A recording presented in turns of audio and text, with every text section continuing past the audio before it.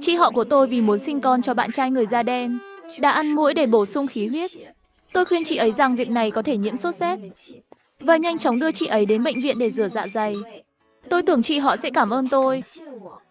Không ngờ sau khi bị bạn trai da đen bỏ rơi, chị ấy lại trút giận lên tôi, lừa tôi ra ngoài rồi tàn nhẫn giết chết. Khi mở mắt lần nữa, tôi trở về ngày chị họ làm bánh nhân thịt muối. Chị họ vừa làm xong bánh burger nhân thịt muối, còn nóng hổi. Nói nhỏ này, đây là món bổ dưỡng cho phụ nữ, là bí quyết của dòng họ nhà anh rể tôi, không phải ai cũng biết đâu. Còn chờ gì nữa? Nhanh ăn thử đi. Chị họ đeo găng tay, cầm khay nướng vừa lấy từ lò ra. Đen ngòm, tỏa ra hơi nóng kỳ lạ. Yêu yêu, sao nhà nhiều muối quá vậy? Có đồ diệt muỗi ở nhà không? Không cần tiết kiệm đâu. Nếu thiếu, chiều mẹ mua cho. Mẹ nói linh tinh cái gì vậy? Nghe nói bạn trai mới của chị ấy rất giàu. Sao phải tiết kiệm như thế? Chị ấy không muốn tiết kiệm. Vậy mà, muỗi lại là bảo bối, là thứ quan trọng giúp bổ khí huyết, còn giúp thụ thai nữa. Đây là bí quyết không truyền ra ngoài ở bộ lạc nhà chồng chị ấy. Người bên kia bàn, Bilan, mỉm cười gật đầu. Mẹ nhìn chị họ nghi ngờ, không nói gì. Cầm bánh burger lên và định ăn. Tôi nhanh chóng từ dưới bàn, vận mạnh đùi mẹ. Là mẹ buông tay, burger rơi xuống đất. Dì đến, dì biết làm món hamburger muỗi này khó nhọc thế nào không? Tôi đã mệt mỏi cả tháng nuôi muỗi, mới đủ làm món này trên bàn. Lãng phí quá đi. Dì nói gì? Đây làm từ muối à? Cậu điên rồi. Muối đầy 6 khuẩn. Sao lại ăn được chứ? Dì trước kia là bác sĩ. Tin lời dì đi. Mẹ đúng là cổ hủ quá đi. Đây là món ăn truyền thống của châu Phi.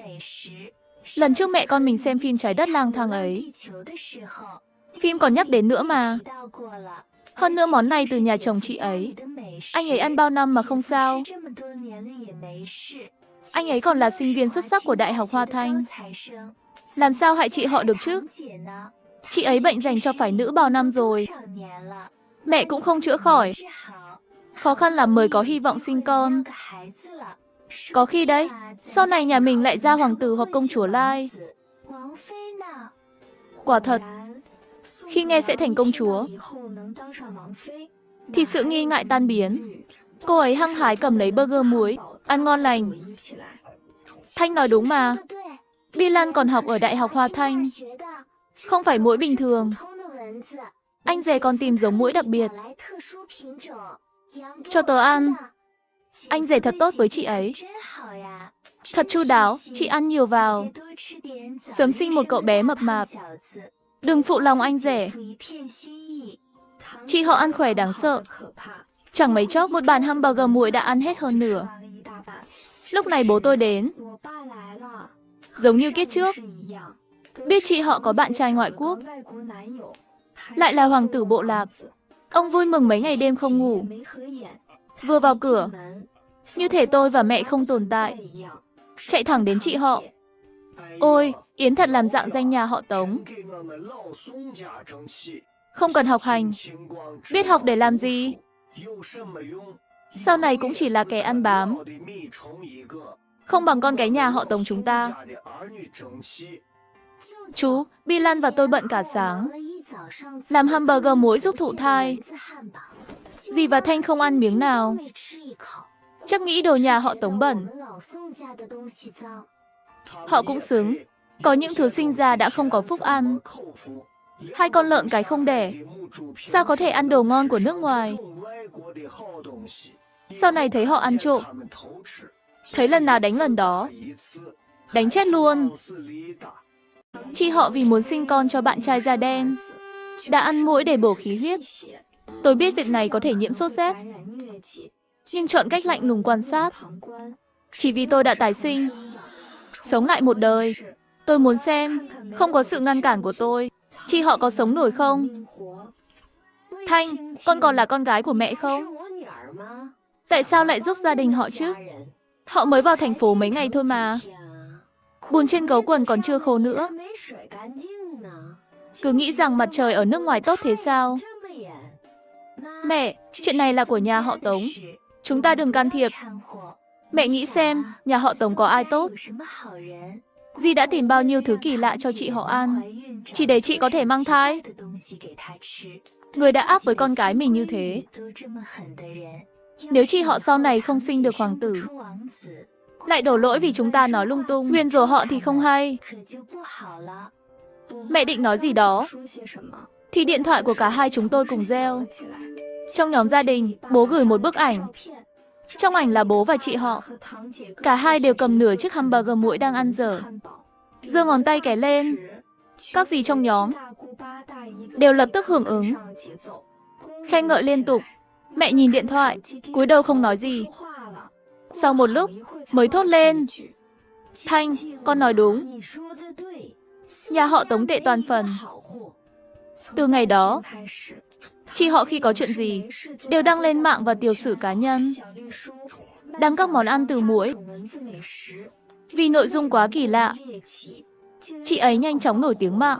Các nhà quảng cáo lần lượt tìm đến.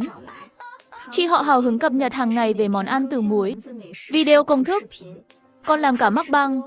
Chẳng mấy chốc, Yến nhận thấy sức khỏe mình có sự thay đổi bất thường. Chóng mặt, buồn nôn, đầy bụng. Rất giống các triệu chứng ban đầu của thai kỳ. Chiều hôm đó, Yến và dì đến nhà tôi. Mẹ ơi, con có nên đi kiểm tra ở bệnh viện lớn không? Dì nói rồi mà, phải siêu âm mới thấy được. Đi đâu bệnh viện lớn? Bấy nhiêu chi phí chữa bệnh của mẹ không đủ sao? Con thấy mẹ chữa khỏi chưa? Theo mẹ thấy, các bệnh viện lớn đều là lừa đảo. Ngay cả thầy Mo nói, lần có bầu này chắc chắn sinh khó. Mau về nhà. Món súp muỗi hôm nay chưa ăn, mai còn livestream. Có thể chỉ là ốm nghén bình thường. Nhưng ốm nghén Yến đang mang thai con lai, nên triệu chứng nặng hơn một chút. Có khi là vì hoàng tử tương lai khỏe mạnh lắm. Ngày hôm sau, tôi dậy sớm chờ Yến livestream. Nhưng đến lúc kết thúc, Yến vẫn không xuất hiện. Tôi không hiểu chuyện gì xảy ra. Thì mẹ bưng đĩa của bước vào phòng. Thanh, con đang xem gì vậy? Xem Yến làm món ăn từ muối. Nhắc đến việc này là mẹ giận. Dì và Yến của con thật là kỳ quặc. Cũng may dì Tùng của con còn minh mẫn. Mẹ dẫn ông ấy đi bệnh viện kê ít thuốc, bảo ông về lén cho Yến ăn. Không thì Yến làm sao sống nổi đến giờ. Sao Yến còn livestream được? Hóa ra mẹ đã cản trở quá trình phát triển của trứng muỗi. Không lâu sau đó bố về nhà. Không lâu sau đó bố tôi về nhà. Ông mang theo 2 cái túi lớn, còn đeo một cái túi lớn sau lưng. Thở hổn hển bước vào nhà. Khi ông đặt hành lý xuống, tôi mới nhìn thấy Yến và dì đứng sau ông. Bà xã, nhà Yến ở ngoại ông. Gần như ở vùng quê rồi, gặp cháu rể rắc rối. Chi phí đi lại rất đắt. Ở nhà mình, ban công tiện lắm. Yến à, tự dưng mình vào bẫy rồi.